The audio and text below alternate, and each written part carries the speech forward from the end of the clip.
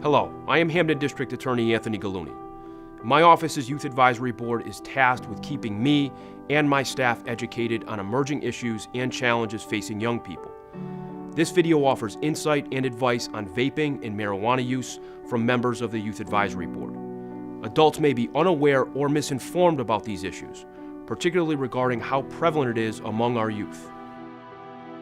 Hi, my name is Elena Pitasso, and I'm a member of the Youth Advisory Board. The video you are about to watch contains the opinions and perceptions of the Youth Advisory Board and do not necessarily hold true for every school. These are observations of what we have seen transpire in our schools and what we perceive is being done about these issues. It is safe to assume that vaping and marijuana use appears to be more prevalent in our schools, more than ever, and it is a problem that needs to be reevaluated. New steps need to be taken to ensure our youth's education is not hindered by the lure of substances that can have a negative effect on our health and well-being. We hope this video offers insight and awareness of what we see on a daily basis and how it affects us. At the very least, we hope it encourages schools to take a closer look at their current policy around these issues to see if there's something more they can do around education and awareness.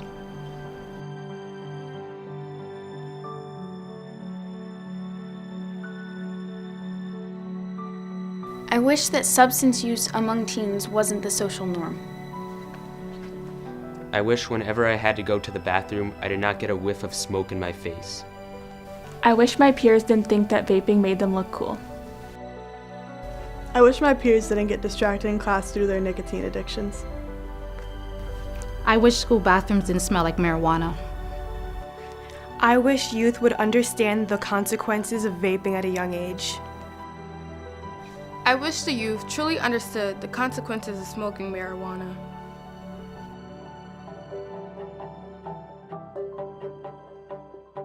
I think the biggest problem is the fact that nobody thinks it's a problem. Something that I've observed a lot in my school is seeing people juuling in the bathrooms. I've seen that it's a significant amount of people and it's a big problem. I mean, I've had friends that they just start with a Juul at a party and then they're like, oh, this is kind of cool, how about I buy one? And then now it's in their car, now they're using it constantly, now they gotta bring it into school with them, and now they're literally just stuck with it all day. Also, another concern that I have is how normal it's been found in our schools that if you don't do it, there's something wrong, or that you just don't fit into the population or to the culture of a school anymore. It's not really about your academics or your school rank. It's, do you do this? Do you smoke? Do you drink? A lot of the times I'll walk into the bathroom and I'll see a group of people together in the stalls and everyone knows what they're doing, but nobody ever points it out because it's become so normal. And then even when they leave, you can smell it. You can smell it, yeah. You can smell all they've done in the locker room, all they've done in the bathroom is just constantly drool. And I feel like most of the time when I go to the bathroom in school, there's a group of 3 girls in the big stall or something. And it's just everybody knows what you're doing in there. It's almost funny to other people. Yeah. And my school in particular, we've gotten to the point where there were so many guys in there that there'd be 15, 20 guys in the bathroom drooling. And then that just turns into vandalism and then just them wrecking the entire place. So now we have bathroom monitors. I feel at my school, once people start to vape, that kind of just takes over their life. They put their education last and put their craving for nicotine above everything else, including friendships and family. And I feel that it's really taking away from the experiences that they should be having as a teenager because they're so focused on getting what they think they need and not focusing on what they actually need.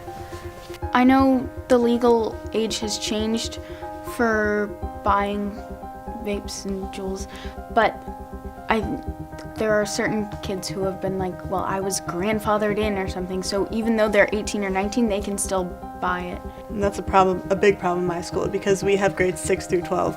And when these 6th graders are seeing these seniors, they look up to them and they aren't always the best role models. and they're doing they're vaping in school, and that causes them to do it, and they're going to be keeping to influence younger grades to do the same. And then on the outside of school spectrum, you have kids who will meet up at a bus stop and dealings will happen, and kids who are as young as 6th graders and 7th graders and high schoolers as well, they'll be buying Juuls and different pens and stuff from kids who are high schoolers, and they're just taking advantage of their naiveness. Especially since it's newer, specifically with vaping, we haven't seen the worst health risks and everything like we have with smoking cigarettes. Yeah. And so people don't realize. The brain of an adolescent or a young adult all the way up until the age of 25 and beyond is still developing. This is the most critical time in brain development in our lives. It is extremely critical that young people understand that the brain is our most precious resource, and that the earlier that they're exposed to substances, the more likely it is that is to create harm.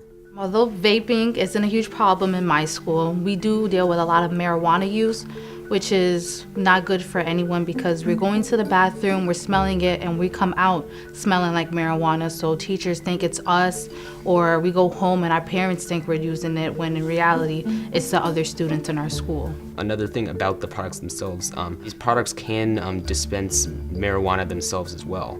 So I'm thinking maybe also if that is made clear to school administrators, maybe they'll be able to take it even more seriously. Sometimes walking in a classroom, the smell is so strong, and it's just we gotta stop the lesson because it's great, you smell like that. You don't want to out them, but then it's kind of you're blocking everybody else from learning because of the smell. And some kids at my school have turned around and made a profit off of others through selling drugs illegally on our school campus.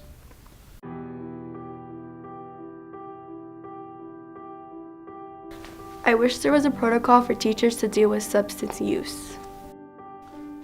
I wish that schools were more aware that vaping and drug use are a problem.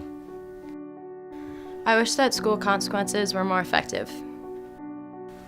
I wish parents and teachers would encourage students to care more about their health.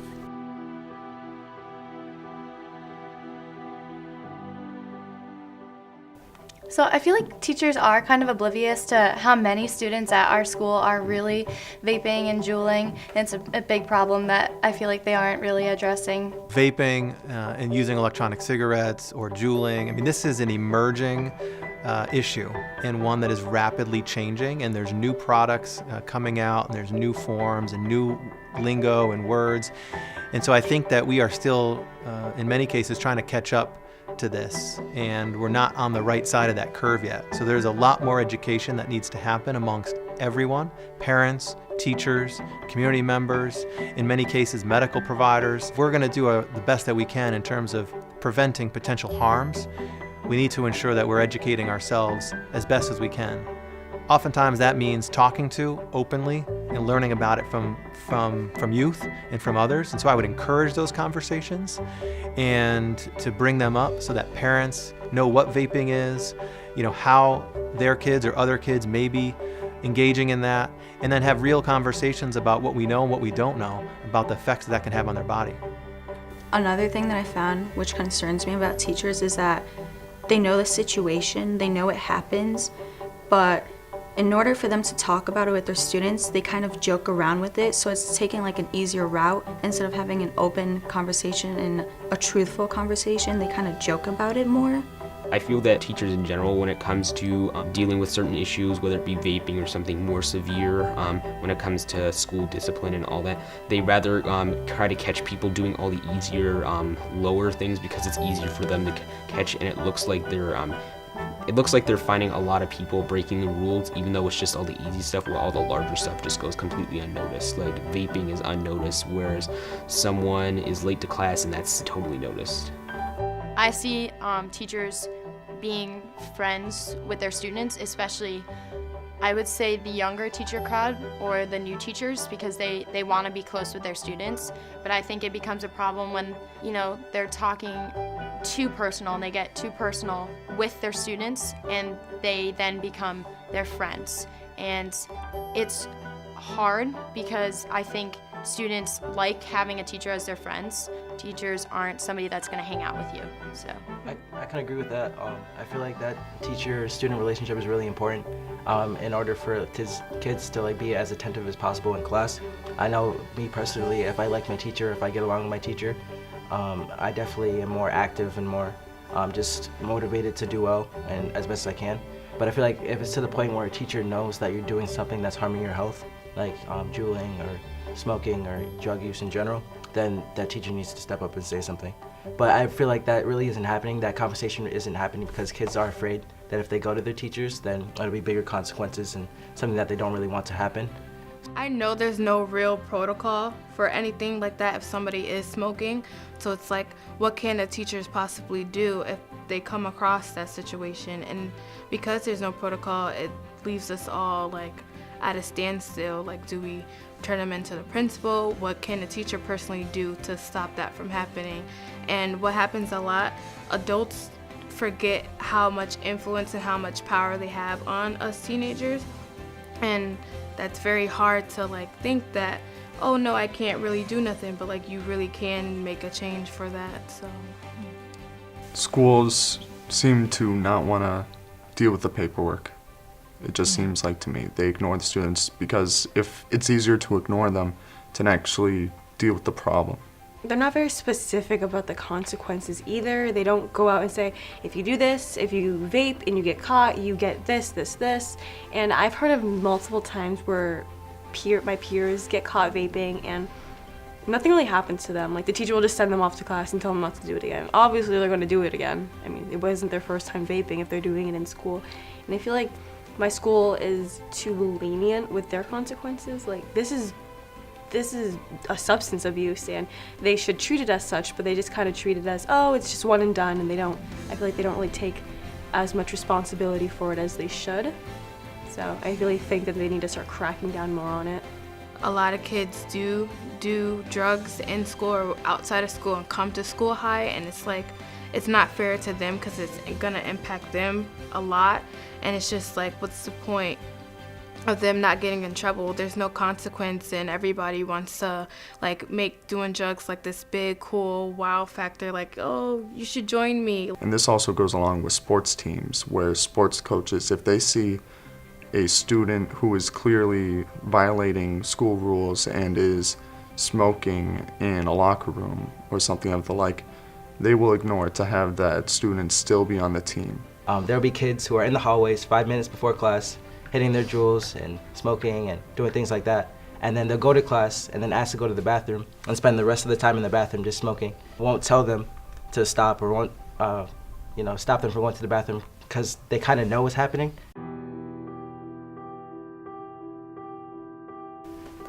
I wish students didn't feel the need to rely on substances to distract them from reality. I wish students who see substance use in schools weren't afraid to say something. I wish students could find a coping mechanism that wasn't so harmful.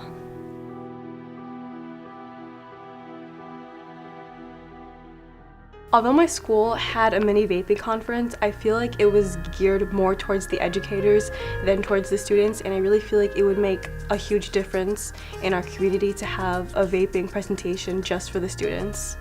What I also recommend is like a coalition that is based around the school, because I know mine has one and it's really helpful because we do get resources in and communicate with the actual school itself because we are an outside school thing, but we help communicate inside with the principals and how to help them get the word out to their students. So, for example, we had a middle school night for the incoming 8th graders, and we gave them packets and resources to the parents explaining the dangers of like vaping and drinking at their age and how it really does affect their mental state and like health. I think it's really hard to think of suggestions just because it's such a big issue. Mhm. And I've like every single school faces like some sort of problem, whether it's kids vaping in the bathroom or using dab pens or marijuana before school. Mhm. It's like every single scenario is different, and I just like, I wish there was a way to, make the school obviously for learning and not for distractions. What schools should do really depends on the biggest issue that they see in their school, because it totally depends town to town. Every school is different. That school just has to figure out what's going to be the best for them. I feel that in order for administration to take a step towards solving this problem, they should have an open and truthful conversation with their students. They should listen to their students, and if it gets down to like the deep conversations, they shouldn't be afraid of those. They should listen to the students, to all of their students, not just assuming which ones do it and which ones don't. If I was to give advice to someone that was considering starting to use any of these substances, I would say don't do it, 100%. Even if it's one time just to try it, just to see how it feels, just don't do it. Because not only will you, one, probably get addicted to it, but B, you become so dependent on it that it'll control your entire life. I know a lot of the major reason why I hear people use it is to de-stress, and it's a way to like take their mind off of things, but there are 100% of other ways that you can do that. And so don't get addicted to this, don't use it, and just try to find other ways. Talk to people about how you're feeling. I think for kids that haven't started, don't fall under peer pressure and don't get yourself involved with something that you literally, your life depends on. For kids that already have started, don't think that your lungs are already ruined or you already have popcorn lungs, so why would I stop now? Take that as, okay, yes, I have this, but I need to move on and I need to change my lifestyle and I need to create healthier and happier habits. It's harder to stop than it is to start, and so just watch out for yourself, and that's really all I can say. I feel like schools can improve their effectiveness just by checking their bags, and after that you can do suspension, expulsion, any of the other stuff. We have to protect other students, so if that means you have to go through everyone's bag, then you have to go through everyone's bag.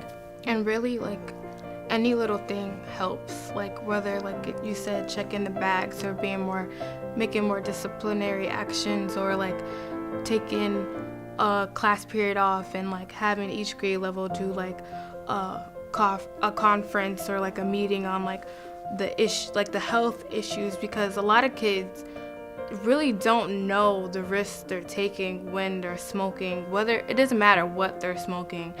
You're putting this in your body and you don't know anything really about it besides you feel good. I would say to any youth today that there's a lot of pressures, and there may be urges or impulses to try something new or to go along with maybe what other people are using.